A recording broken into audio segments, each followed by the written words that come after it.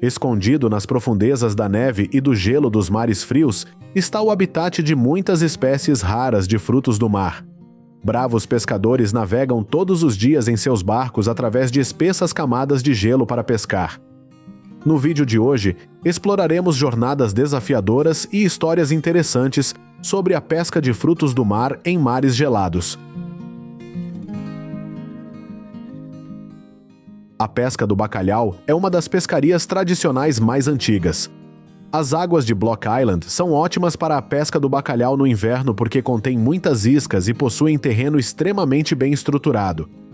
A pesca é normalmente feita em profundidades de 90 a 130 pés. Independentemente dos meios utilizados pelos pescadores, a pesca comercial no inverno é um dos trabalhos mais perigosos, porque os barcos são suscetíveis ao congelamento no inverno rigoroso. O acúmulo significativo de gelo varia de 1/4 de polegada a 1 polegada por hora. Os pescadores devem diminuir a velocidade e mudar de direção para reduzir o acúmulo de gelo. Além disso, remover o gelo durante o movimento também pode reduzir o risco. Ao pescar em águas tropicais, os pescadores não expõem o bacalhau à luz solar direta. Eles são armazenados em local mais fresco imediatamente após a captura. O resfriamento ajuda a retardar a deterioração, mas também evita que o sangue coagule muito rapidamente e reduza a qualidade da carne. No entanto, quando pescam em águas frias, os pescadores não têm de se preocupar com o fato de a temperatura ambiente afetar a qualidade do bacalhau. Depois de trazer o peixe para o barco, os pescadores começam a cortar a cabeça e a eviscerar o bacalhau o mais rápido possível, não só para garantir um abastecimento contínuo ao congelador, mas também para reduzir a taxa de deterioração do bacalhau. O fígado também é descartado pelos pescadores porque contém gorduras muito perecíveis e pode ficar rançoso mesmo em baixas temperaturas. Depois de eviscerado, o bacalhau é colocado num tanque de água fria, onde é submetido a um último enxaguamento. O bacalhau é rapidamente congelado e armazenado a baixas temperaturas a bordo. Portanto, não há limite de tempo de pesca. Isto aumenta o tempo gasto nos pesqueiros e melhora a economia da pesca. Também permite que o peixe seja distribuído a um mercado mais vasto e permaneça em boas condições. Não apenas pescando em mares frios, os pescadores também pescam no gelo. Tradicionalmente, a pesca no gelo envolve perfurar um buraco, pendurar a isca e esperar que os peixes ativos sigam a linha. Mas como os pescadores conhecem a variedade de peixes por trás daquela espessa camada de gelo? Embora a eletrônica tenha sido refinada e otimizada para a caça no gelo, ainda existe o desafio de determinar onde e quando os peixes se aproximam da isca. Graças ao sonar de varredura ao vivo, um plotter gráfico combinado com o sistema ao vivo ajuda os pescadores a localizar facilmente os peixes e vê-los nadando abaixo em tempo real. Isso significa que os pescadores passarão menos tempo perfurando o gelo e mais tempo lutando contra os peixes. Os pescadores de poleiro amarelo costumam perfurar gelo com 4 ou 5 centímetros de diâmetro porque os peixes são leves. Os pescadores de peixes maiores, como o salmão, costumam usar uma broca de gelo que criará um buraco maior, facilitando a retirada de peixes grandes do buraco no gelo. Para os pescadores de gelo, fazer furos ou perfurar manualmente é bastante cansativo. Em vez disso, os pescadores podem escolher uma furadeira elétrica cara que proporcione velocidade e conveniência máximas. Ao escolher este método, os pescadores devem considerar o peso e a portabilidade, porque a broca pode ser limitada em algumas águas. A maioria dos peixes será encontrada perto do fundo, por isso é importante sondar o buraco no gelo para saber a que profundidade colocar a isca. Dependendo da tendência de natação de cada espécie de peixe, os pescadores têm uma forma adequada de colocar a isca perto do fundo ou logo abaixo do gelo. Além disso, os pescadores precisam manter suas iscas frescas, pois um peixe vivo é sempre mais atraente que um peixe morto. Eles são sempre cuidadosos e verificam o buraco no gelo pelo menos a cada 30 minutos. Isso garantirá que os buracos no gelo não estejam congelados e estejam em boas condições de funcionamento. Transportar equipamento para locais de pesca também é um problema difícil. Os pescadores devem usar motos de neve especificamente projetadas para movimentação no gelo. O dossel bloqueia o vento, tornando a pesca no gelo mais confortável. Existem muitos tipos de abrigos para pesca no gelo, desde simples quebra-ventos até casas móveis. Para pescar com segurança, os pescadores devem verificar constantemente a espessura do gelo quando se afastam da costa e usar coletes flutuantes. Nunca se aventure sozinho no gelo e carregue sempre um pedaço de corda. Evite também áreas que possam absorver o calor do sol e enfraquecer o gelo.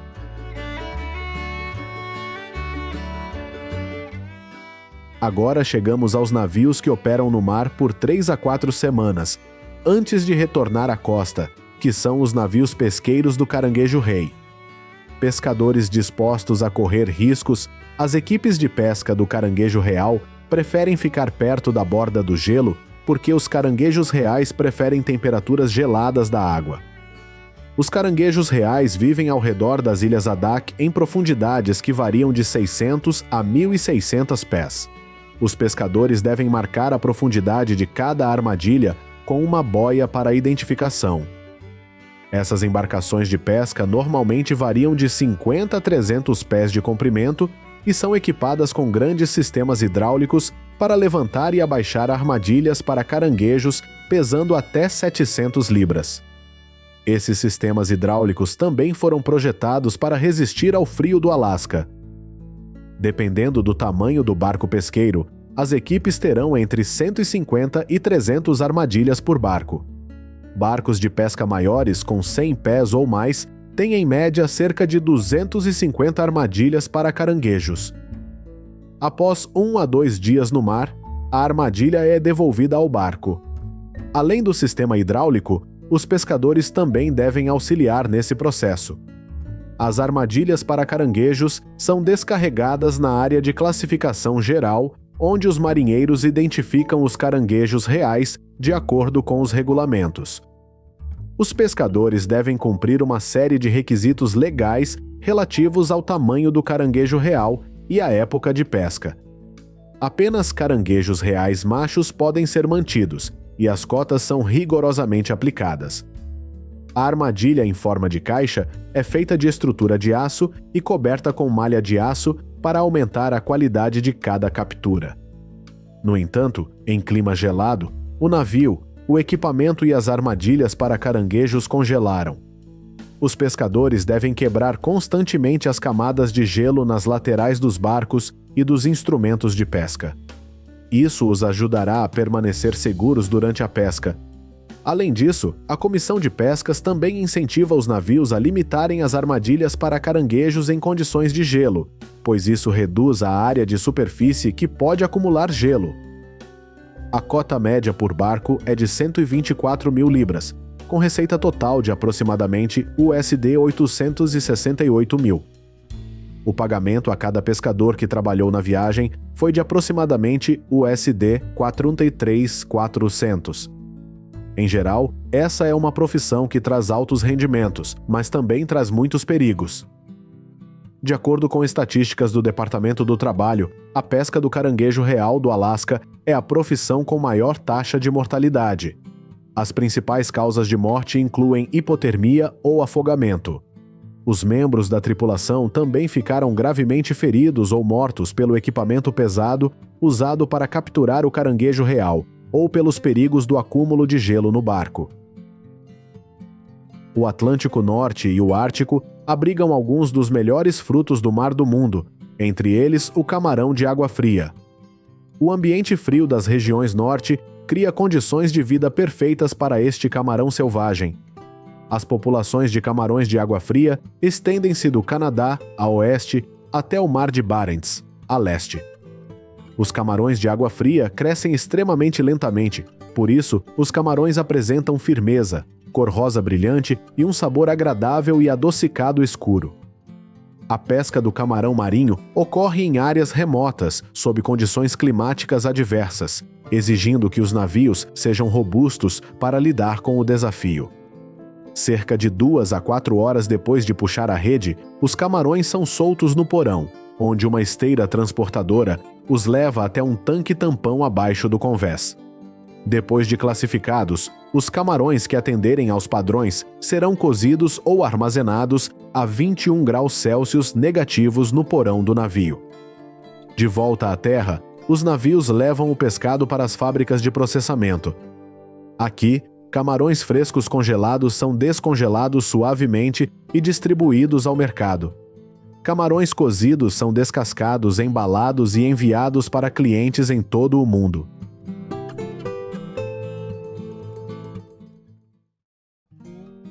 Se você vir esta placa ao comprar salmão em Nova York, poderá facilmente ser enganado ao pensar que se trata de salmão selvagem. Mas, na verdade, ele é criado em um grande cercado, às vezes no oceano, outras vezes imitando o ambiente oceânico. E a China é o maior produtor mundial de peixe que utiliza este modelo. Hoje, vamos explorar como a China captura e processa milhões de toneladas de salmão, bagre e tilápia todos os anos. Embora o salmão capturado na natureza represente agora apenas 10% do mercado da China e o restante seja salmão de viveiro. A maior parte do salmão cultivado na China é criada em instalações interiores de água doce, localizadas principalmente nas regiões do norte. A maior piscicultura de água fria do norte da China está localizada na província de Shanxi. Aqui, o salmão é criado ao longo de um ciclo de crescimento de 3 anos e está pronto para a colheita quando atinge aproximadamente 3,5 kg. Noutra exploração em Xinjiang, sistemas robóticos de remoção de lamas são colocados dentro dos tanques de peixes para filtrar continuamente sedimentos e resíduos, mantendo condições de água cristalinas que promovem o crescimento ideal do salmão. Como resultado, o salmão da fazenda atinge um peso notável de 4 a 6 quilos na colheita. Em 2024, esta fazenda colhe 9 toneladas de salmão diariamente. A indústria do salmão da China integrou perfeitamente a aquicultura, o processamento e o transporte da cadeia de frio, tudo num só lugar. Demora apenas 15 minutos desde o momento em que o peixe chega aqui até o momento em que é cortado em filetes. É por isso que, em apenas 12 horas, os filés de salmão fresco estão prontos para serem servidos em restaurantes de grandes cidades como Pequim e Xangai. O apetite pelo salmão na China cresceu exponencialmente. Em 2023, o consumo interno de salmão na China atingiu impressionantes 110 mil toneladas, sendo a indústria alimentar responsável por surpreendentes 90% desta procura. O país também está se aventurando na criação de salmão oceânico no Mar Amarelo. Esta instalação inédita, fundada em 2023 e localizada 30 metros abaixo da superfície do mar, tem capacidade para 300 mil salmões do Atlântico. Na sua colheita recente, a quinta produziu 15 mil salmões, abrindo caminho para uma produção anual de 1.500 toneladas. É por isso que a China é hoje um dos maiores exportadores de filés de salmão. O processamento de filés de salmão para exportação segue os mais rígidos padrões de qualidade. Os peixes passam por um meticuloso processo de filetagem e retirada de órgãos internos e nadadeiras, seguido de lavagem completa. A polpa é separada dos ossos e da pele em ambiente controlado e refrigerado. Os filés são então lavados cuidadosamente com uma solução diluída de água salgada para eliminar qualquer odor persistente. Os filés são então cuidadosamente embalados em câmaras frigoríficas especialmente projetadas, utilizando vedação a vácuo e materiais de embalagem antibacterianos à prova d'água para preservar seu frescor durante o transporte.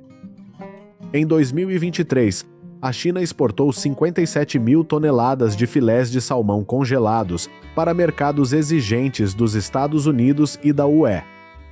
E você sabia que seu salmão pode estar rotulado de forma errada?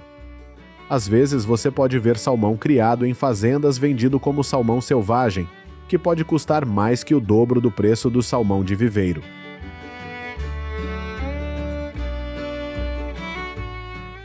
Os bagres são nativos da bacia do rio Mekong. onde são há muito tempo uma fonte vital de alimento e sustento para as comunidades locais. Embora o Vietnã seja o principal produtor mundial de peixe-gato nas últimas décadas, a China reconheceu o potencial desta espécie para a aquicultura, pelo que estabeleceu numerosas explorações nas regiões do sul, particularmente nas províncias de Guangdong, Huizhou e Hainan. À medida que os bagres atingem a maturidade, normalmente após 8 a 10 meses de crescimento, pesam de 1 a 1,2 quilos. Os peixes não são alimentados 1 a 3 dias antes da colheita para esvaziar o sistema digestivo e evitar que se estraguem durante o processo de transporte. Em Guangdong, o bagre é geralmente colhido em novembro para evitar o inverno. As fazendas de bagres na China apresentam rendimentos impressionantes, com algumas atingindo até 5 toneladas de peixe por acre. O processo de colheita do catfish é normalmente realizado por equipes experientes de 30 a 40 indivíduos. Utilizando redes de grande porte, eles cercam meticulosamente os peixes. As redes são então puxadas lentamente para a costa, guiando cuidadosamente os peixes até os pontos de coleta designados. A China consome mais de 300 mil toneladas de bagres cultivados anualmente. Depois de colhido, o bagre fresco é transportado para instalações de processamento.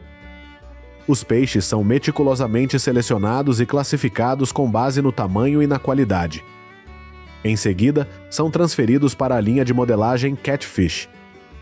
Os trabalhadores o processam em filés, pedaços e cortes em forma de borboleta, de acordo com os pedidos. Subprodutos como cabeças, ossos, pele, barbatanas, vísceras e gordura não são descartados, mas transformados em óleo de peixe, farinha de peixe, colágeno e outros materiais úteis. Nesta enorme fábrica, 150 toneladas de bagre são processadas diariamente em pó de peixe. A boca seca do bagre tem um valor de exportação de até $58 mil por tonelada. A UE, o Japão e a Coreia do Sul estão entre os principais destinos do bagre processado na China. Para além dos 2 peixes de que acabei de falar, a China estabeleceu-se como o principal exportador mundial de tilápia, representando notáveis 33 a 50% da cota de mercado global.